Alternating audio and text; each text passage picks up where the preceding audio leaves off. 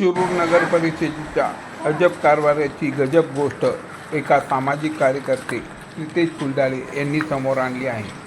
शिरूर शहरात असणाऱ्या डांबरीच्या रस्त्यावर नगर परिषदेच्या बांधकाम विभागाच्या अभियंत्यांनी सिमेंटचे पॅच लावल्याने आश्चर्य व्यक्त होत आहे.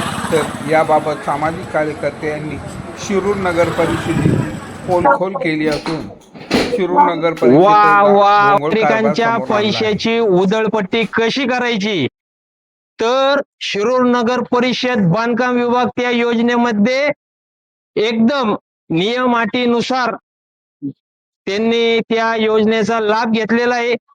त्या योजनेचं नाव आहे जनतेच्या पैशाची उधळपट्टी कशी करायची. तर आज मी तुम्हाला प्रत्यक्ष दाखवून देत आहे की हा जो रोड आहे हा डांबरीकरण केलेला आहे.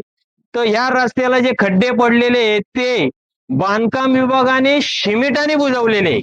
तर हे ते खड्डे मी त्या योजनेचं आणि शिरूर नगरपालिका प्रशासन बांधकाम विभागाचं जे त्यांनी केलेली कामगिरी, त्या कामगिरीचं मी स्वागत करतो.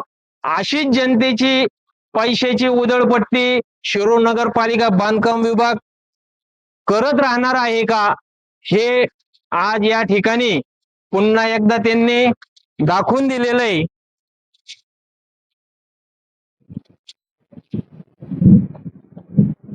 तर हे दोन्ही जे खड्डे भरलेले सिमेंट कॉन्क्रीटने भरलेले आणि शेजारी जो हा रस्ता आहे हा डांबराने बनवलेला आहे.